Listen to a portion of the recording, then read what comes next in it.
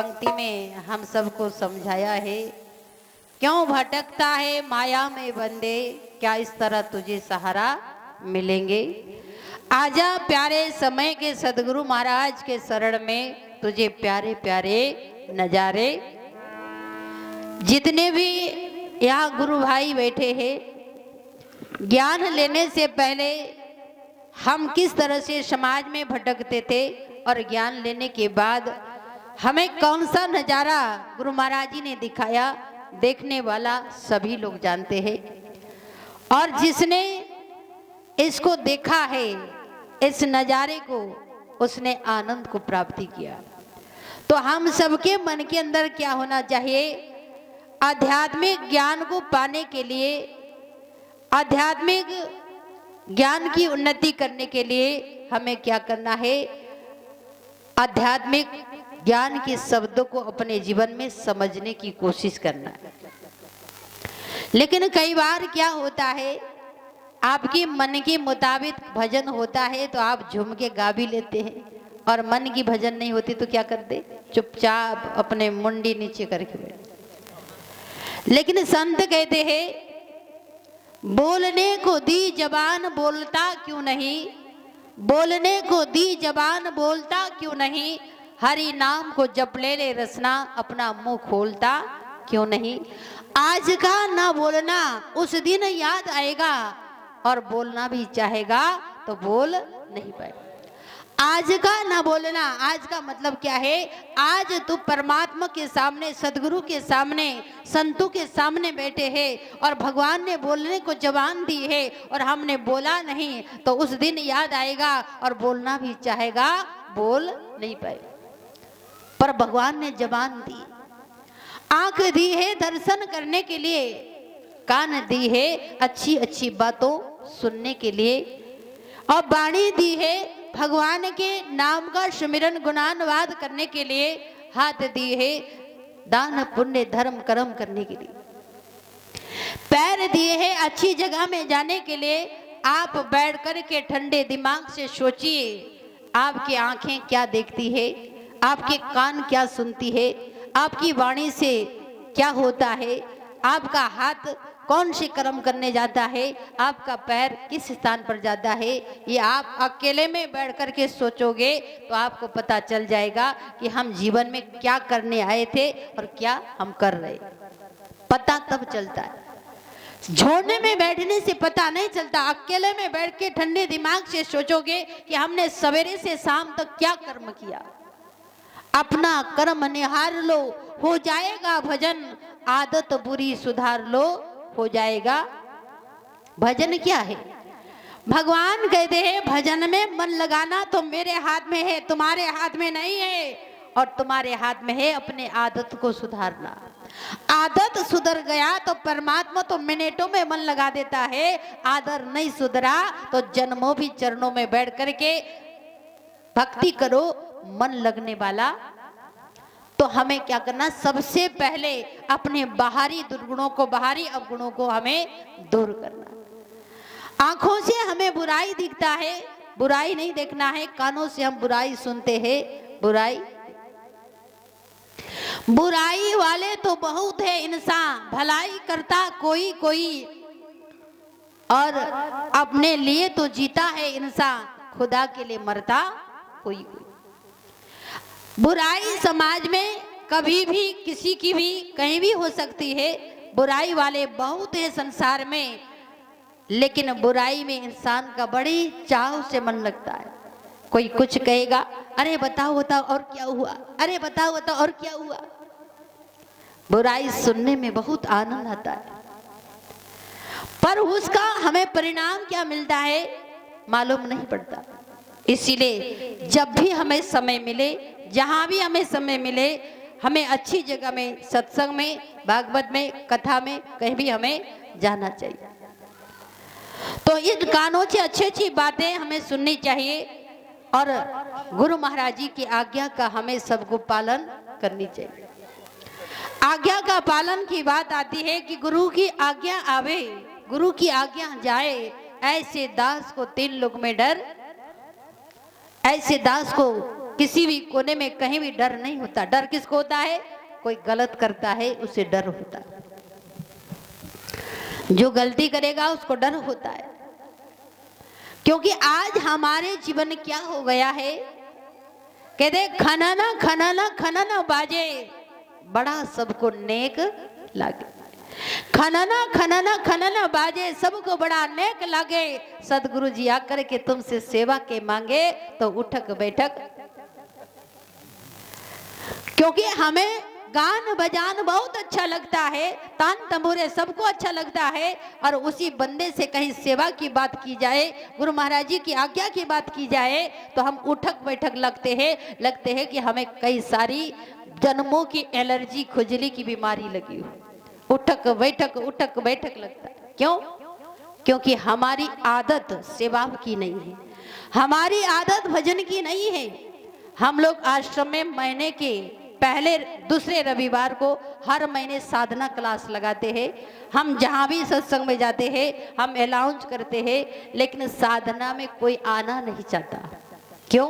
क्योंकि आप घर में साधना नहीं करते, आप घर में भजन नहीं करते, फिर साधना में मन कैसे लगेगा?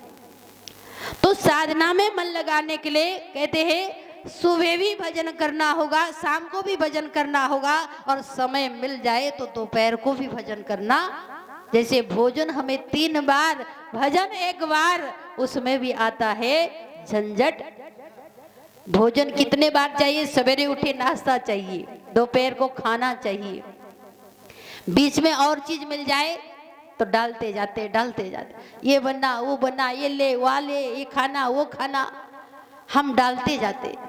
भजन के लिए कोई कहता है कि अरे मुझे 2 घड़ी भजन करना है, अरे खाना छोड़ दे, कोई नहीं कहता। तो पेट भरने के लिए हम सभी दुनिया होशियार है, पकवान खाने के लिए सभी होशियार है, भगवान के भजन के लिए बहाने हजार। और उस भगवान के लिए वादा करके आए कि हे भगवान, माँ के जठर अग्नि से, इस काल कोठरी से हमें आजाद कर दे, बाहर निकाल दे। हर पल तेरा सुमिरन करूंगा, तेरा भजन करूंगा, तेरा चिंतन करूंगा, तेरी याद करूंगा। पर हम बाहर आकर के भूल गए। एक बालक बाहर आता है तो कहां करे रोता है, और समाज के लोग उसे सीने पर लगा कर कहते हैं कि बेटा मैं यहाँ हूं, मत रो, तुम्हारे साथ मैं हूं।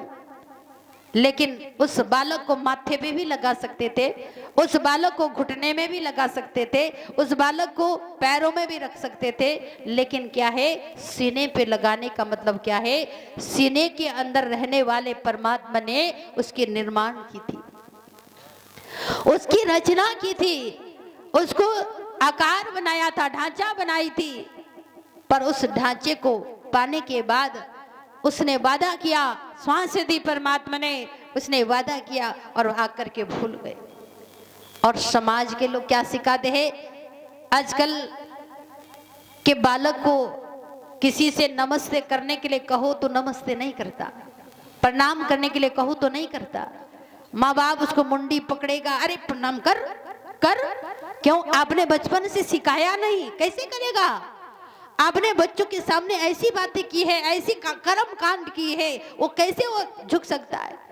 क्योंकि छोटे से आप भगवान के शाम सुबह आरती करते, पूजा करते, सामने बिठाते और उससे अच्छी संस्कार देते, आपको कहने की आवश्यकता नहीं पड़ता, अपने आप वो झुक जाता। हम कितने घरों में जाते हैं, वो भाग करके आएगा, पहले चरणों में लेट जाएगा।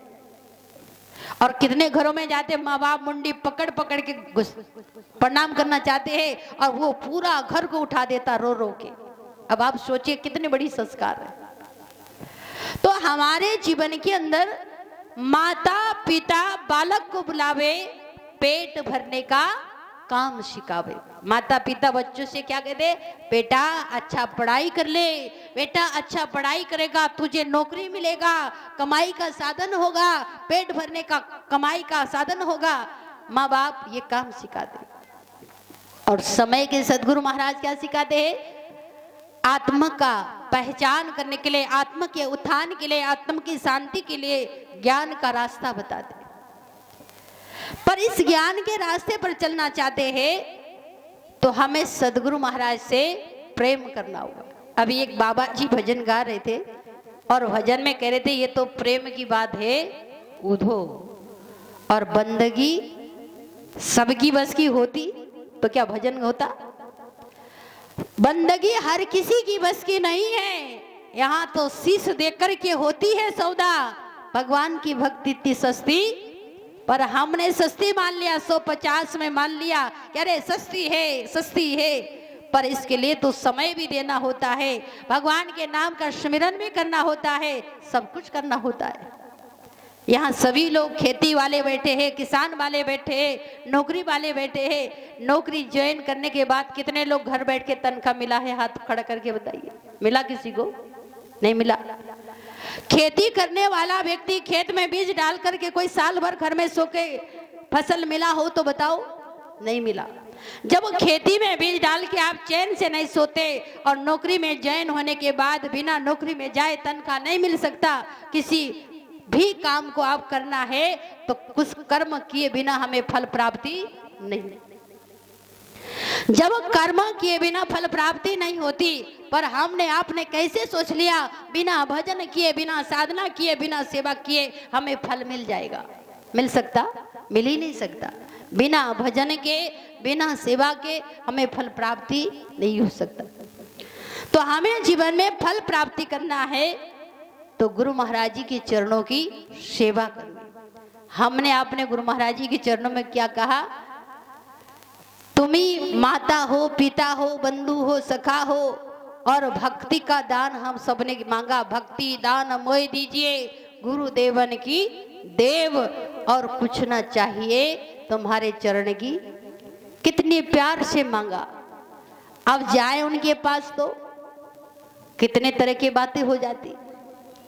तो संत कहते कथनी मीठी खाणसी, करनी बिस्की लोए, कथनी छोड़कर कर्म करोगे तो तुम्हारे जीवन में विष भी अमृत हो जाता है। कथनी छोड़ने की आवश्यकता है, कर्म करने की आवश्यकता है। कर्म प्रधान विश्व रची रखा, जो जस करही सो तस फल। कर्म को प्रधान बताया। एक व्यक्ति रास्ते में चलते हुए कहा कि अरे प्रेम होना चाहिए, ये होना चाहिए, वो होना चाहिए, बहुत तरह के बातें एक दूसरे को सुनाते हुए जा रहा था। लेकिन संत कहते हैं प्रेम की बात करना आसान होता है, लेकिन प्रेम की परिभाषा निभाना थोड़ी सी कठिन होता है। प्रेम किसे कहता है इसे भी समझना होता है। शारीरिक प्रेम प्रेम नहीं होता, संसार से प्रेम करना प्रेम नहीं होता। वास्तव में आपके धर्म से प्रेम हो जाए, ज्ञान से, भक्ति से प्रेम हो जाए, वो वास्तव में प्रेम है। और जो संसार से प्रेम करता है वो झूठा प्रेम। तो वास्तव में प्रेम क्या है उसे समझना होगा। प्रेम प्याला जो पिया, शीश भी दक्षिणा में दे, लोभी शीश दे न सका। और दुनिया में नाम प्रेम का, लोभी शीश नहीं दे सकता और नाम प्रेम का लेता है। और प्रेम होना चाहिए, प्रेम होना चाहिए। प्रेम पाने के लिए हमें समर्पण चाहते। एक पत्नी पत्नी से समर्पण चाहता है, एक पत्नी पति से समर्पण चाहता है। एक दूसरे में समर्पण होता है, एक दूसरे के प्रति घर में प्रेम होता है और एक दूसरे के प्रति समर्पण नहीं होता है तो प्रेम कतई भी आ नहीं सकता है। समर्पण हर जगह जरूरी है, त्याग जरूरी है, समर्पण जरूरी है, पर वो समर्पण हमारे जीवन में नहीं है। आप गुरु महाराज जी के चरणों की भक्ति इतनी आसानी से हम कर नहीं सकते। और गुरु महाराज जी हमें रास्ता दिखा रहे हैं और इस रास्ते पर हम सबको चलना है। तो हमारे अंदर भाव चाहिए। भाव का भूखा हूं, भाव एक सार है। भाव से भगवान का भजन साधना करना प्राणी जीवन को भवसागर से पार लगाना है। तो तभी हमारा नैया पार, नैया पार लगाना चाहते हैं तो भाव एक होना चाहिए और भाव नेक होना चाहिए। नेक का मतलब क्या होता है? अच्छा। भाव हमारा अच्छा होना चाहिए, नेक होना चाहिए, पर भाव नेक नहीं है तो हमारे कितनी भी समाज से हम प्रेम करें, कहीं ना कहीं वो हमारे लिए दगा दे सकता है। पर होता क्या है, महापुरुष कहते हैं, मैं कहता हूँ जागत रहियो तू जाता है सोई रे, तेरा मेरा मनवा कैसे एक होई रे। मैं कहते हूँ आंखों देखी तू कहता है कागज लिखी, तेरा मेरा मनवा कैसे एक। क्योंकि आज संत समझाते हैं भगवान के बराबर हम हो नहीं सकते। हमें क्या करना है, कई बार लोग कहते हैं कि अरे आपसे तो अच्छा सत्संग हम ही सुना लेते। सुनाना अलग विषय है, पर उसको उतार करके अपने जीवन में चलना अलग विषय है। सुना तो कोई भी सकता है। आज कथा भागवत करने वाले के पास जाओ और रात भर जागरण करता है, एक पलक भी नहीं सोता है, उसकी करनी आप जाकर के देखोगे, पी करके रात भर जागरण करता है। तम्बाकू गुटखा सुपारी सिगरेट पी करके वो रात भर जागरण करता है। पर आप दुनिया को गुमराह तो कर सकते हैं, पर अपने आदत को नहीं सुधारोगे तो कैसे चलेगा। क्योंकि हमारा खान पान शुद्ध नहीं है और हमारे जीवन में भक्ति की नशा कैसे चढ़ सकती है। भांग धतूरा शराब का नशा उतरता है प्रभात, और नाम खुमारी नानका जो चढ़ी रहे दिन रात। भांग धतूरा शराब जो पीता है वो सवेरे होते 4 घंटे के बाद उतर जाता है, और 4 घंटे के बाद फिर भी उसको आवश्यकता पड़ता है। आप लोग यहाँ कितने सारे लोग बैठे हैं, चाहे आपने महात्मा जी के जरिए ज्ञान लिया हो, चाहे किसी भाई जी के जरिए ज्ञान लिया हो, गुरु महाराज जी की आज्ञा के अनुसार, आदेश के अनुसार, आपने ज्ञान लेने के बाद क्या दोबारा ज्ञान लेने बैठे हो? नहीं लिया ना, एक ही बार ज्ञान लिया। तो नाम खुमारी नानका हुए, एक बार ज्ञान प्राप्ति कर लोगे तो हमें बार बार ज्ञान लेने की आवश्यकता नहीं पड़ती है। सत्संग तो ये है, सत्संग हमारे बरसात के समान, पानी के समान बताए। बरसात क्यों जरूरत है? एक पेड़ पौधे में धूल जम जाता है तो वर्षा पड़ते ही पेड़ पौधे में चमक आने लगता है। और घर के आंगन में छत में धूल होता है, वो साफ हो जाता है। लेकिन पानी एक धोने का काम करता है। ऐसे सत्संग भी हमारे मन के अंदर आने वाले आवरण को, धूल को, अभिमान को धोने का काम करता है। इसीलिए हमें रोज सत्संग की आवश्यकता पड़ती है। बिना सत्संग विवेक न होए, हरि कृपा के बिना कोई कार्य सुलभ नहीं हो। बिना सत्संग के विवेक हमारी जागता नहीं। इसीलिए हमारे संत कहते हैं, जागोगे तो पाओगे और सोओगे तो खोओगे। लेकिन जागना है, जाग करके हमें आध्यात्मिक ज्ञान के पद पर अपने समय को देना है। आपने परिवार को समय दिया, दुनिया रिश्तेदारी को समय दिया, लेकिन ये समाज के जो साथ दिया वो साथ नहीं जाता है। जो आपने परमात्मा का भजन करते हुए अपना जो समय आपने व्यतीत किया वो आपके साथ जाता है। तो हम सब ने ऐसी कमाई, ऐसी भक्ति करते हुए आगे बढ़ना है। और हमें गुरु महाराज जी के सामने, संतों के सामने छोटे बन के, दास बन करके चलना है, तभी जीवन महान होगा। एक छोटा सा भजन है, उसमें समझाने का प्रयास किया है कि हमें जीवन में कैसे रहनी चाहिए। बोलिए सदगुरुदेव महाराज की।